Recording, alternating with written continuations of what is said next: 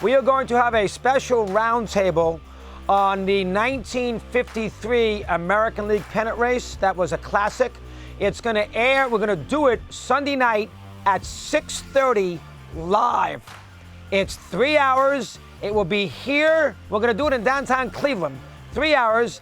And one of the guys who is going to be responsible for going is Tom Hamilton. We'll make sure he's got the Seattle Packer game that he can watch on highlights. But Sunday at 6:30 time, you have no football. It's you and me breaking down the 1950 American League pennant race. How's that sound, okay? Well, I don't have to have my physical now because I just had a heart attack while you were saying that. There you go. Good point.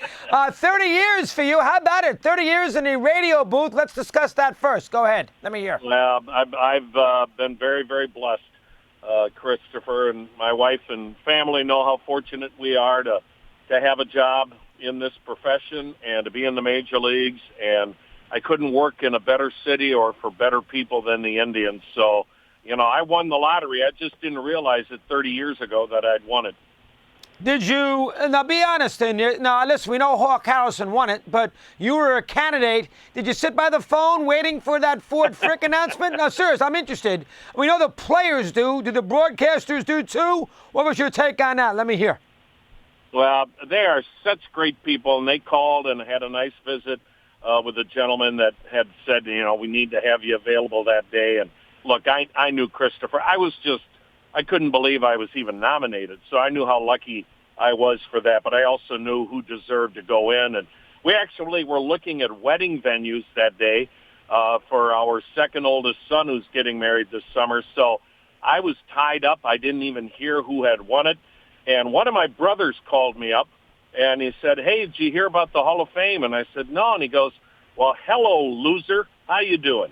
So wow. In my family, Chris, you better have thick skin.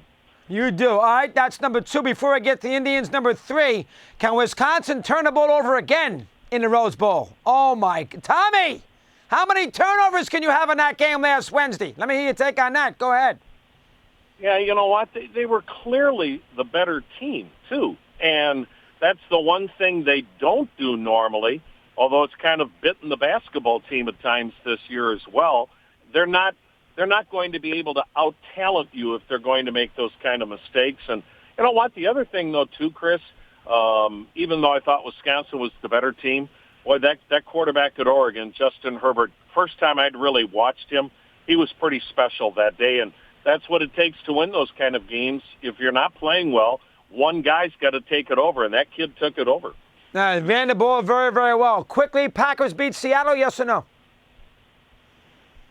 I've been complaining all year about the Packers. 13-3, and all I do is complain. But, yeah, I think they're going to win. I think it's Lambeau.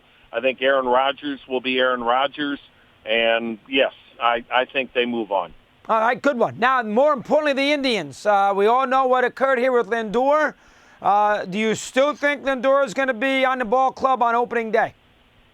I'm not convinced of that, Chris. And I know Chris has talked, Chris being Chris Antonetti, the president of the club, has talked about, he and Tito fully expect Frankie to be the opening day shortstop on March 26th when the Indians open here in Cleveland. But they have to say that, and rightfully so, because right now they're moving forward with that thought in mind. But we know how things can change. It takes one phone call, and suddenly you get the kind of offer that you can't refuse. Everybody knows the scenario where Frankie is with 2 years left. The Indians do not want to become that ball club like so many have become, where they win for 2-3 years and then they fall off a cliff for the next 8 years rebuilding. The Indians have had 7 straight winning years. They've gone to the playoffs 3 times here in the last 4 years. And last year, first team in the American League to win 93 games in the double wild card, not get in. So they want to continue that window of having a chance to play in October every time they go to spring training. And if that means trading Frankie Lindor because you get that package that sets you up for the next 3, 4, 5 years with all the good young starting pitching and the young impact position players you have, then you'll do it. But only if that happens, Christopher, because, we've heard so many of these rumors, and most of them are bogus, and nobody wants to give up their prospects nowadays.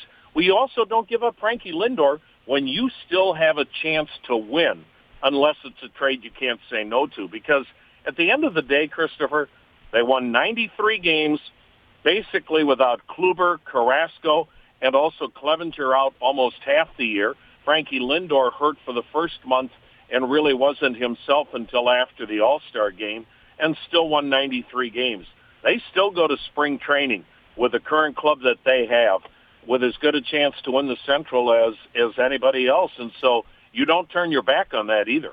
I love Clevenger. I can't see them. Now, I know the Dodgers would like him, too. I don't know what his contractual scenario is. I would think he's going to be a big-time part of that rotation next couple of years. Give me your thoughts there. Yeah, you know what, Chris, and I'm still waiting for the pony I didn't get that I asked Santa for when I was 5 years old. I mean, if the Dodgers want Mike Clevenger, heck, everybody would want Mike Clevenger. You're not getting Mike Clevenger.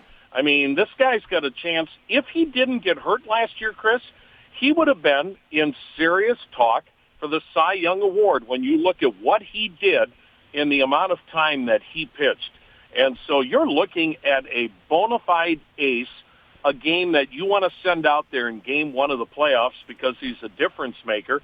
You have him for 3 more years. This ball club is built on starting pitching. That's why they've got a chance to be in the playoffs again this year.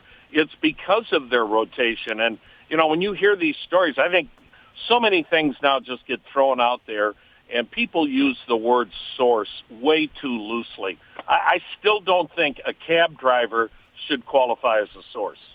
By the way, we just added another little element. There's going to be a fan fest, photos and autographs on Sunday. We put an extra hour on it, so you'll get to the highlights at about 10:30, Packers and Hawks. How about that, okay? You're killing me.